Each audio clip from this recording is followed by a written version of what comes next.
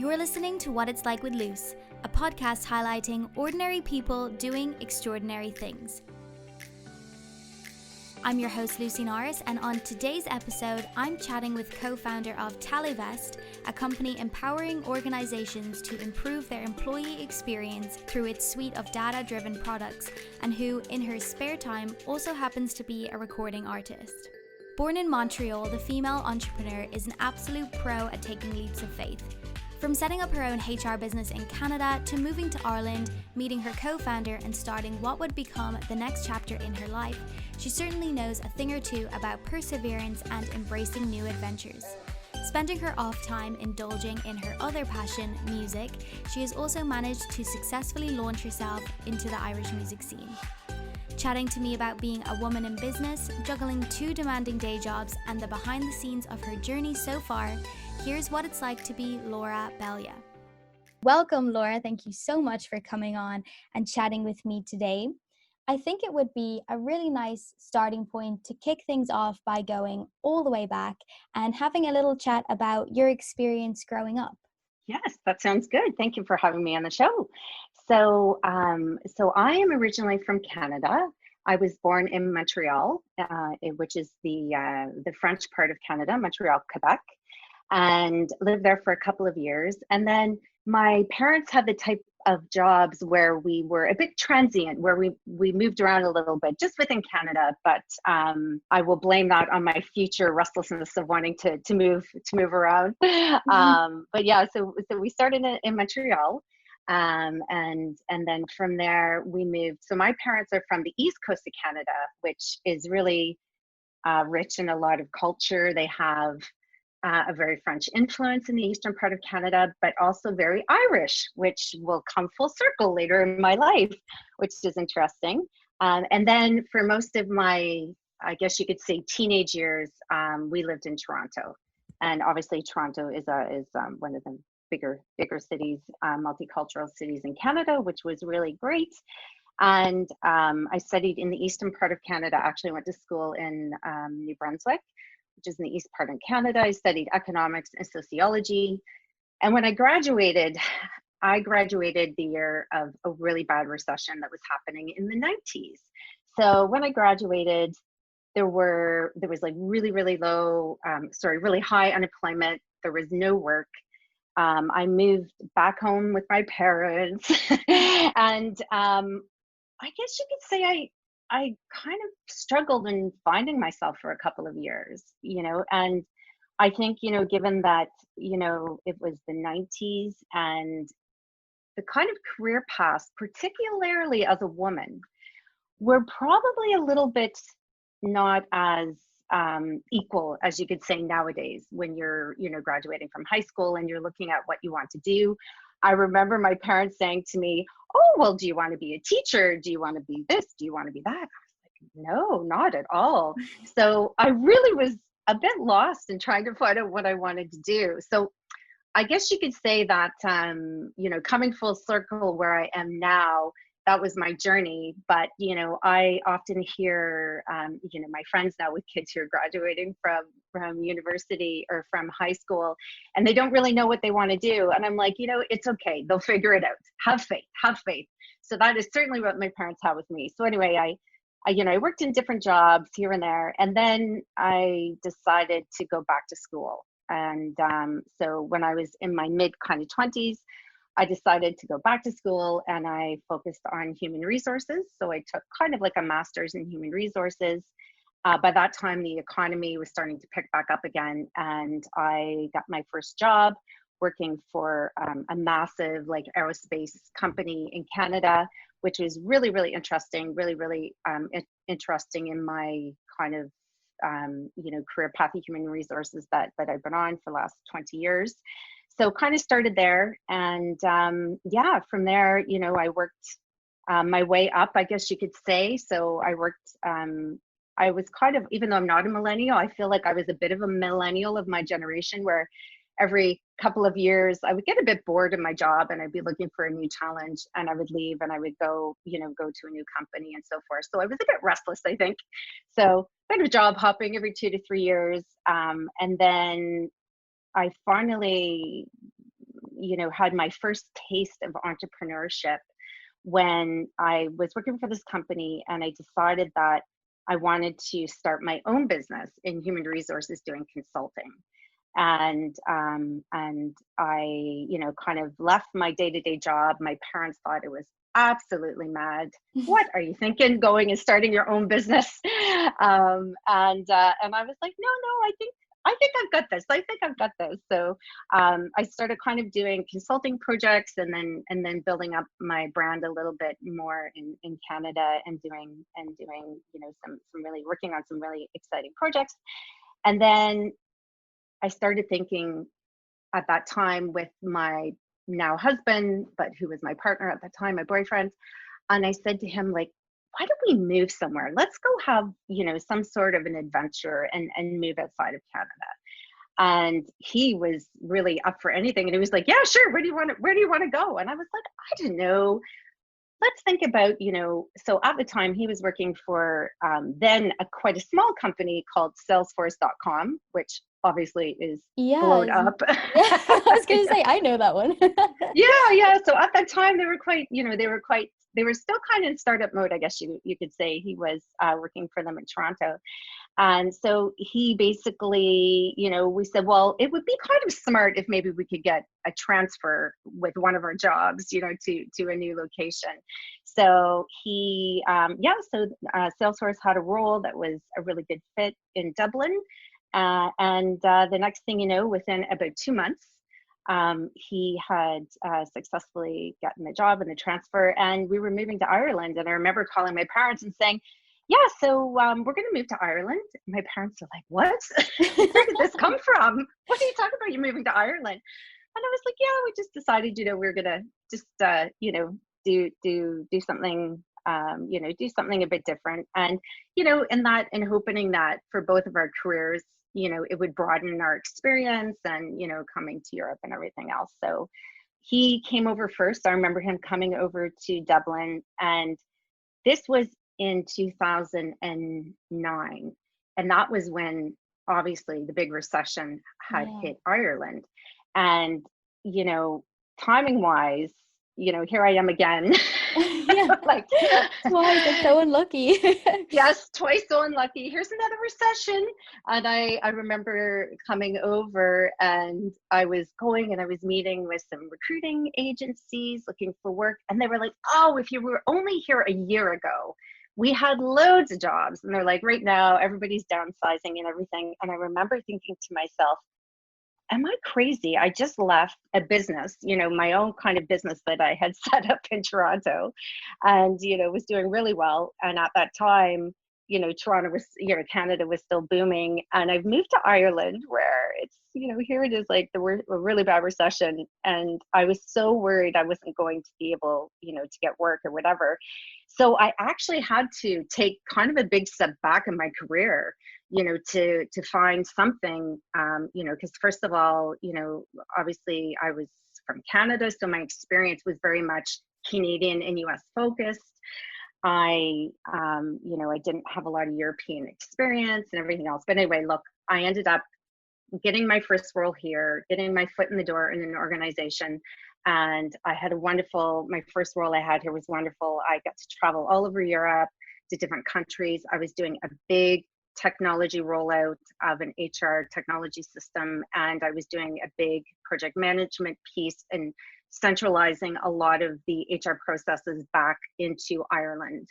So it was a really good crash course in European, European businesses and cultures and everything else. So it was, even though it probably wasn't at the level as, the types of roles and stuff that I had when I was in Canada, it was a great, building block and foundation, and I think really pivotal, to me in my career. So, so that was really good. And then we, I worked in that role for a couple of years, worked in a couple of other roles, but I always had, I don't know what you could call it, but my husband would say I was never really happy in any of the roles that I've ever been in, even though, I loved what I was doing, and I was really passionate because, at the end of the day in human resources, your customer is the people who work in the organization. And that was always really rewarding, to me, is to, to make work suck less for people, I guess you could say, when they come into work, which was kind of the motivation, I think, for, so I guess the pivotal point for me was when I was off of maternity leave with my second child, and the thoughts of going back to a 9 to 5, HR director role, which was, very high pressure. And it kind of felt like a lot of the times I was always just like, fixing, other big messes. And, when you work in a large organization, I don't know, it's hard to feel like you have impact sometimes. And I think for me, it was that feeling of, am I making impact? Am I making a difference? What am I doing here? So I had this real, moment where I just missed that part of where I had owned my own business back in Toronto. And, when I was working on a scale where, I had a small team, and, we were doing every part of the business and all that kind of stuff. So I guess that's kind of where, this led me to really evaluate, what am I going to do next? So I ended up going back to this role after my maternity leave. And within the week, I had said, this is not what I want to do anymore. So without having a job or anything, I just said, look, I think I'm going to move on. I gave my notice. And then, I had the kind of that fear of like, oh my goodness, what am I doing? And what am I doing again? And again, I call my parents. My parents are like, what are you doing? Are you mad? You left a full-time good job. Like, what about your pension and all this kind of stuff? And then what was really interesting is that my husband had met this woman who he just absolutely raved about. And he's like, you have to meet her. You have to meet her. And she was an entrepreneur, a young entrepreneur, up and coming. And he was just so blown away by her. And he just felt that there was something that the two of us had to meet. And ironically enough, so when I left Toronto, I had a band. So the music is something that's always been very prominent in my life as well. So I'm also a recording artist, and when I was in Toronto, I had a band, and I was kind of like HR corporate by day, rock star by night, or punk rocker by night. I love that. Yeah, and it was so it was. If you can imagine working in human resources, and then that contrast of being a musician, and the music that I write and I play, my lyrics that I write and everything, I feel is a real outlet of the kinds of things that I want to say, but I don't say, but I can say it through music because it's safe, Yeah. So a lot of my songs are very political, and really question a lot of important topics. And anyway, so when we first moved to Ireland, I was busy, being a mom and doing all these things, that the music wasn't in my life at that point. And it's something that I need in my life to kind of balance, to balance everything. So I had just started kind of playing and getting back into the music. And so this woman that my husband had wanted me to meet, she actually came to one of my shows. And then we met afterwards, and we met, over a glass of wine. We just absolutely connected. She was, had a startup previously, and she's in a similar space in human resources. And I was talking to her about how I felt there was such a gap in the market for data-driven decision-making in human resources, and that I felt there was a gap in the types of solutions and tools that are out there. And it was just like a meeting of the minds. And we both walked away from that conversation saying, we have to talk about this more. And I guess you could say that was the beginning of Talivest. So then Jane Renee, my co-founder, and I founded Talivest. And, I guess we've been on a mission ever since to make work suck less for employees. So we, work with organizations to help them improve employee engagement, employee experience, to capture that voice of the employees, and give those insights back to the organization of the things that really matter to employees and how they can improve it. I'd be interested to know with Talivest, because I think it's that thing of so many people, have ideas all the time, but an idea really means nothing unless you act on it. So how did you go from having a glass of wine and having a chat and realizing, that you're both onto something just by chatting, to then creating a full-blown company that, you're working full-time on today? Yeah, absolutely. So I think what was the really great thing about it is that Jane had, worked previously in another startup, which was a great advantage. So where Jane and I complemented each other is Jane had the know-how, how to navigate setting up, how to get funding, that kind of commercial startup piece, where I had the know-how of here's the problem we need to solve for the organization. Here are the tools that organizations currently use. This is how we can create something that's unique. And I had quite a bit of technical experience just from the roles that I've been in. I always was very involved in the kind of HR technology side. So I had used many of the different tools that are out there. So I think having that combination come together was a real, really complementary. Because I think if we had both experience, and where Jane had experience, or with me coming out of the corporate, trying to figure out how do we even put this together, I'm not sure would have worked. So I think it was like that magic combination of the two of us. And we, to this day, we always refer to each other with the yin and the yang, because we both have strengths and weaknesses that are so complementary. Probably one of the biggest challenges is being a female founded, which is ironically hard to get funded. So, I think that journey in itself for two females, particularly in tech, is a huge challenge. I mean, resilience. I mean, as you were saying, like risk-taking, resilience. I mean, how many times have we, been told no, no, no? And we sit here and we watch our male counterparts who have very similar ideas with, or doing very similar things that we do. And it's like, oh, look, they get funding for 16 million. Oh, look, they get funding for 10 million. And we're over here and we have, we've got customers, we have the same amount of traction, all of this type of thing. And it just seems to be such a challenge. And, it's something that I speak out about quite often, is that challenge. And one of the things that I'm thankful for is that, I've built up resilience over the years, and I'm older. And, I think I have the confidence when you're beaten down and you're told no, that we just keep on trying, and we keep going for it because we believe in ourselves and we believe what we're doing.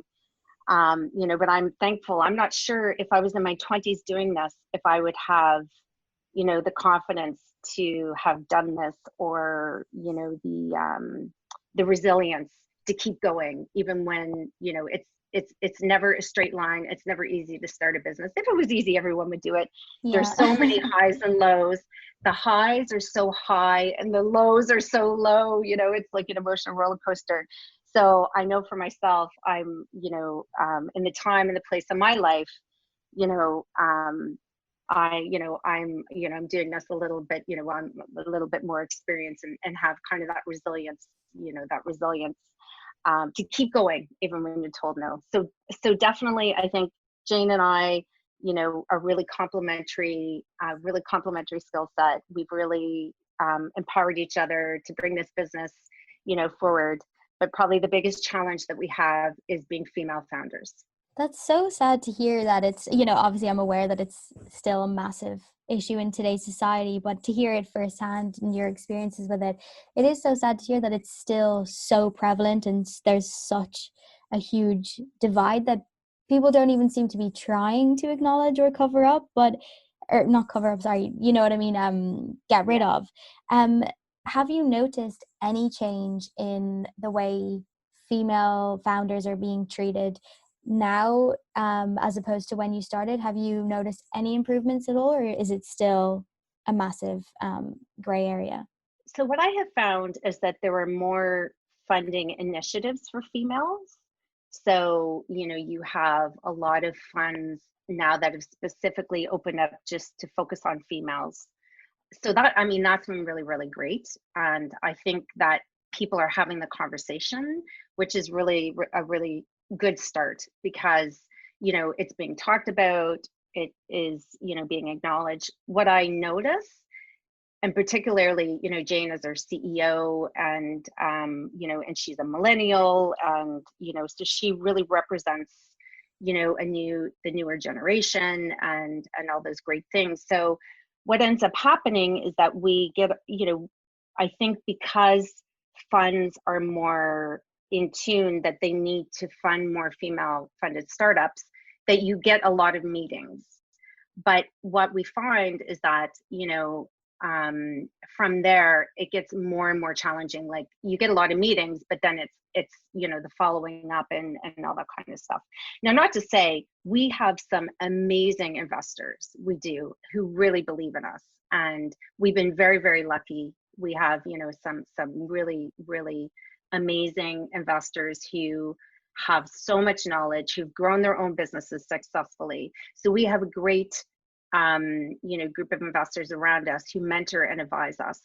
But if I'm speaking generally, for every time, we've been to Silicon Valley loads of times, we've done all that, and what we do see is that we have peers that work in this industry who have other startups, and there's like 3 male founders, 2 male founders, and they are getting funding where we don't get funding. And at some point you have to ask the question, at some point you have to say, we have the same annual recurring revenue, we have amazing brands that we work with, we have, we're growing our suite of products, we're, and we have like a really high NPS, we have amazing customer retention, and and you look and you're like, well, what are the differences, and at some point you do have to kind of look at gender and wonder. When you did eventually get investors to become interested in wanting to be on board, are they more towards the angel investing side of things, or are they through a scheme, or how did you manage to secure that investment in the end? Angel investors. Okay. So that's been, for us, the way that we have raised funding over the last couple of years has predominantly been through angel investors. That's interesting. How did you find that experience, as opposed to, I don't know, maybe going down the route of like Enterprise Ireland or something like that? Did you find it a nicer experience pitching to angel investors? With angel investors, it's so what's great is that we usually get a warm introduction. So we leverage our network and we get kind of a warm introduction. And that's always a great first meeting, because it's warm. And, you know each other through someone. So yeah, definitely. Or an intro or a referral. What has generally happened is that we might have one investor and they refer someone else to come in, which has really been amazing. So yeah, it is a different, it tends to be a bit of a different conversation. The people who are investing, individually, you're speaking right to the person who is, the decision maker about whether they're going to fund or not. When you're dealing with a fund, obviously you tend to meet with, you don't meet with the whole team. That person pitches, what they think is the potential of your startup, you know, to the wider group, and then they kind of make a decision that way. So I think with an angel investor, you know, what's really wonderful is you get to sit in front of the person who is going to decide whether they invest or not. So it does, I think, make things a little bit easier. The other side of you, which you touched on briefly, which I think it's just so incredible that you kind of balance the two, and I love that it's almost like a double life type situation. It is totally. The music side of you, I really want to hear more about that and how that started, and you know how you've intertwined that love into your everyday life. Yeah, amazing. I mean, I always say if you could, it's very, very difficult with the way the music industry is set up to actually have a profession as a musician these days. Yeah. So I definitely have lots of angry rants about the music industry, but I'll leave that for another day. Another podcast. But yeah, so for me, I think you know, it's really funny. I come from a family, particularly on my mom's side of the family, who are very musical. So all of my cousins and I, we are so funny. We all play guitar and we all sing and everything else. Can imagine what Christmases are like. yeah, it's mad, definitely. But my parents are not musical, so it's kind of like skipped a generation. So growing up, you know, I grew up. I actually am trained. I grew up playing the flute of all instruments. Oh, okay. So that was kind of my core instrument growing up. And then I kind of didn't do music for a little while, and then I remember, for my 30th birthday, my parents were like, what do you want for a birthday present? I'm like, I'm going to learn to play the guitar. And I remember them looking at me like I was crazy that at 30, I was going to learn to play the guitar.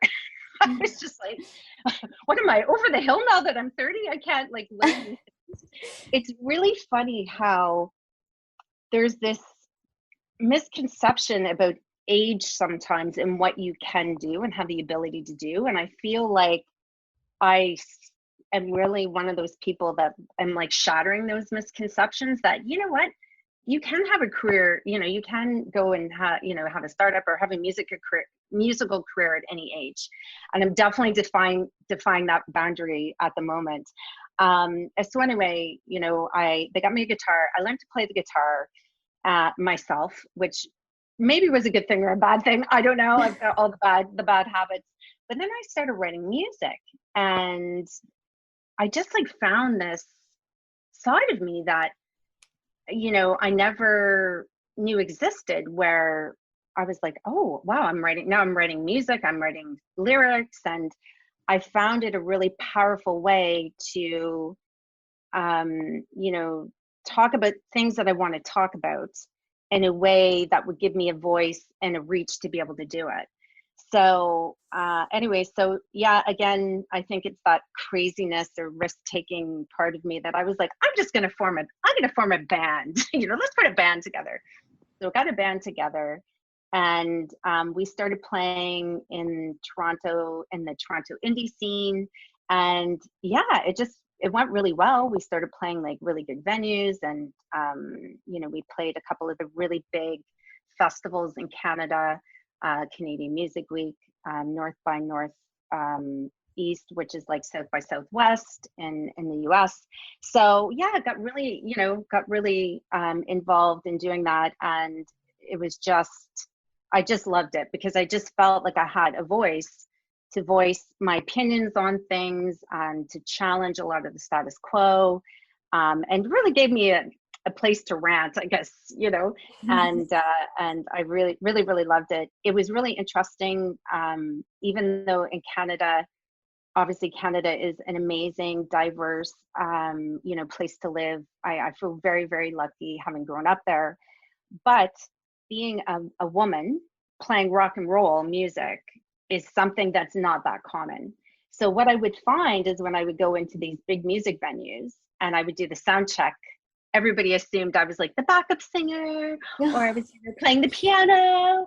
And I was like, no, here's my electric guitar. I'm the lead singer. I write the music.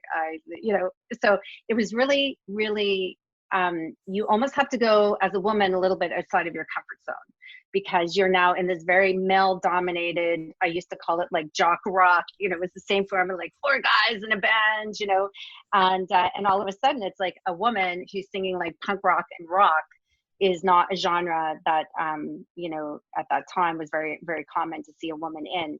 So it was really, really interesting experience, and really, I think helped me being comfortable with being outside my comfort zone and having to like really, you know, try new things and do it in a vulnerable way, because, you know, having my startup is one thing, but when it comes to your music and your lyrics, which is so so personable and so vulnerable, and putting that out there and, you know, for the world to criticize is, you know, it can be a bit tough. So I think definitely helped me, you know, and some people like it, some people don't like it, of course, you know, we all have different tastes. So I don't know, going through that whole process of, you know, having to like really go outside my comfort zone, be in a very male dominated male dominated world, I guess you could say, of rock and punk music, and, you know, building up my resilience and confidence to be able to go, you know, on the stage and to be able to do that day in and day out was, you know, really, I think it's transitioned so well over to startup, you know, what I've had to, you know, to go through with being, you know, putting together a startup and being gritty and being in a male dominated world and, you know, do all those things. So there's definitely a bit of a synergy. So, so when we left Toronto and we moved to Ireland, as I was saying, I kind of put the music, I hung my music hat up for a little while. You know, I took a bit of, I guess you could say, a career break from music, because I was having children and, you know, when I was working, and then I was building the startup. So there was a lot of other priorities. But, you know, in the background, music really has always been, you know, for me, the thing that is my creative outlet and my voice that I can get out, you know, out of my head and put on paper. So there came a point about 2 years ago when I said, I'm going to launch myself as a solo artist, and I'm going to record my first solo, you know, album. And everybody was like, what? I'm like, yes, I know it's been 10 years, but you know what? These things happen. And as women, you know, a lot of the time when it came down to the childcare and everything, you know, my husband is amazing, and, you know, all of the success that I've had has been his support. But when it does come to a lot of the childcare, it does, you know, a lot of it, you know, falls on the women. It does, you know. Yeah. So, you know, I was at the point where I had enough, the kids were old enough that I was ready to like focus back in on me, and music is a really, really important side of me. So I hired a band, basically, because I didn't have any musical contacts here in Ireland. And I really got lucky, and I started working with an amazingly talented music producer who's worked with a lot of amazing Irish artists. And and we went into the studio, and this music, some of it is music that I would have played years ago, some of it is new music. It's kind of a mix of new and old. And I couldn't believe, having been away from music for that long and then going back and doing it, you know, at first I was like, yeah, I'm just going to do this for myself. You know, I just want to record an album for myself. And then, like anything, I think it grew legs, and the music just got me re-energized about my music and being a musician. And the next thing you know, I was like, nope, we're going to launch, we're going to do this, we're going to do that. So so it's been amazing to have it back in my life. I'm so excited. I think it's very evident for anyone listening that you have had a ton of success throughout your life, whether it's, you know, in your personal life or in career. So I would be curious to know if you did have a personal definition of what the word success means to you. That is a good question. I don't know if there's like one definition. I almost feel like there's little milestones. So I'll just give you an example of that. So last week, for the first time in Ireland, my song was played on the radio. And that for me was, even though radio is, who listens to the radio anymore, in a way, but, for me, that was a really cool milestone. And I felt really proud of that. And my parents listened from Canada. They streamed from Canada. It was so cute. And, and that was just, it was, so I think if I were to step back and think, what does success look like for me? I think it's those moments and those milestones that, are more important, than being, if I reach this, it'll be, a huge success. I think about enjoying the journey, getting there, and then really taking a moment to reflect on the little, or not the little, but the milestones that happen along the way that in some ways probably mean more, to you, if you can just take a deep breath and sit there and be in the moment and enjoy it, then maybe that definition of, if I sell Talivest for $1 billion, euros, and that is how I define my success. I have one last question for you, and then I'm going to let you go. If I put your 10-year-old self in front of you today, having been through everything you've been through in life, in your career, all of your moving and everything like that, and your music as well, what's the biggest piece of advice you would give that 10-year-old self moving forward in life? I think that I've always been a bit rebellious and very much challenging of the norms, whether it's gender norms or whether it's age norms or whatever.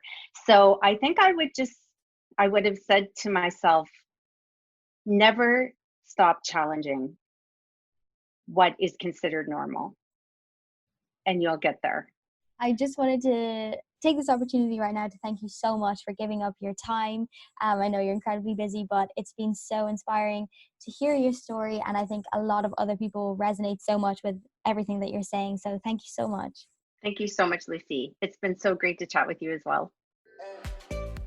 Thank you so much for listening, and as always, please rate, share, and leave a comment if you like what you hear. And don't forget to subscribe to the podcast so you never miss an episode. To keep up with us on Instagram and Facebook, follow @WhatIt'sLikePod. To find out more about Talivest and to listen to Laura's music, visit the links provided in the show notes. I'll be back on Thursday with more inspiring stories, but for now, this has been What It's Like with Luce.